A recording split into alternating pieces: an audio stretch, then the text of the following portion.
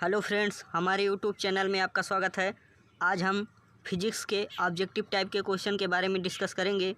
तो चलिए देखते हैं कि हमारा पहला क्वेश्चन कौन सा है। पहला क्वेश्चन है हमारा कि किसी निकाय का द्रव्यमान केंद्र होता है तो वह क्या होता है। तो वह निकाय के अंदर भी हो सकता है और बाहर भी हो सकता है। उसका द्रव्यमान केंद्र क्या हो सकता है, तो वह निकाय के अंदर भी हो सकता है और बाहर भी हो सकता है।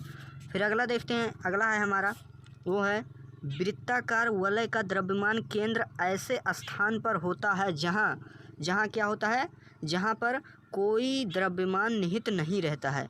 जहाँ पर क्या होता है, कोई द्रव्यमान निहित नहीं रहता है। फिर आगे चलते हैं, इसी प्रकार अगला देखते हैं। अगला है वह बिंदु जहाँ पर किसी निकाय का संपूर्ण द्रव्यमान केंद्रित माना जा सकता है कहलाता है उस पिंड का क्या कहलाता है, तो द्रव्यमान केंद्र कहलाता है। फिर आगे चलते हैं, इसी प्रकार अगला देख लेते हैं। अगला है हमारा वो है सामान्य द्रव्यमान के दो कणों में एक स्थिर है तथा दूसरे का त्वरण वेक्टर ए है। इस निकाय के द्रव्यमान केंद्र का त्वरण होगा तो क्या होगा हमारा, तो वह होगा वेक्टर a/2 के। फिर आगे चलते हैं, इसी प्रकार अगला देख लेते हैं। अगला है m द्रव्यमान के दो कणों के बीच की दूरी r है। यदि इन द्रव्यमानों के स्थान पर परस्पर बदल दिए जाएं तब द्रव्यमान केंद्र का विस्थापन होगा तो क्या होगा, r/3 के। फिर आगे चलते हैं, अगला देख लेते हैं। अगला है हमारा वो है यदि घूमते टेबल पर एक मनुष्य अपनी हाथ फैलाकर चक्रणीय गति कर रहा हो तो जब वह अपने हाथ को झुकाएगा तो उसकी चक्रणीय दर क्या होगी, तो क्या होगी, तो वह बढ़ जाएगी। फिर आगे चलते हैं, अगला देखते हैं। अगला है कोणीय संवेग गुणनफल है। किसके गुणनफल है, तो वह जड़त्व आघूर्ण तथा कोणीय वेग के गुणनफल है। फिर आगे चलते हैं, इसी प्रकार अगला क्वेश्चन देख लेते हैं। अगला है हमारा वो है जड़त्व आघूर्ण एवं कोणीय त्वरण के गुणनफल को कहते हैं तो क्या कहते हैं, तो हम कहते हैं बल आघूर्ण कहते हैं, उसे क्या कहते हैं, बल आघूर्ण। फिर आगे चलते हैं, अगला देखते हैं। अगला है घूर्णन करती एक गोल मेज पर अचानक एक लड़का आकर बैठ जाता है, निम्न में से क्या संरक्षित रहेगा, तो क्या संरक्षित रहेगा, तो वह कोणीय संवेग संरक्षित रहेगा। फिर आगे चलते हैं, अगला देख लेते हैं। अगला है हमारा r त्रिज्या एवं m द्रव्यमान वाले वृत्तीय शक्ति के व्यास के सापेक्ष जड़त्व आघूर्ण का व्यंजक होगा तो क्या होगा, 1/4 mr² के होगा। फिर आगे चलते हैं, अगला देखते हैं। अगला है हमारा जड़त्व आघूर्ण का एसआई मात्रक है। तो जड़त्व आघूर्ण का एसआई मात्रक कौन सा है, तो वो है किलोग्राम मीटर स्क्वायर।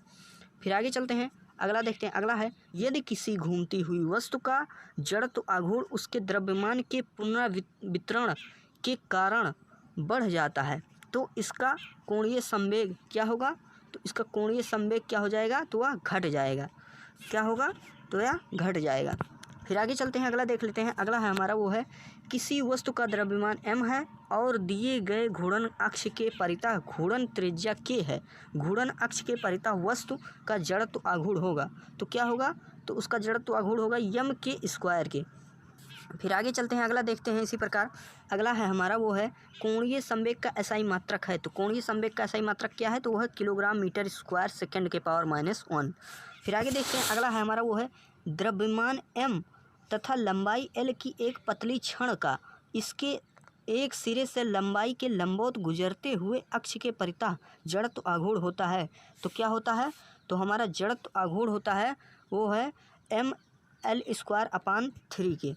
फिर आगे चलते हैं, इसी प्रकार अगला देख लेते हैं। अगला है हमारा वो है r त्रिज्या वाली एक वृत्ताकार चकती की इसके केंद्र से तथा इसके तल से लंबवत अक्ष के परितः घूर्णन त्रिज्या है तो क्या है, तो वह है r/√2 के।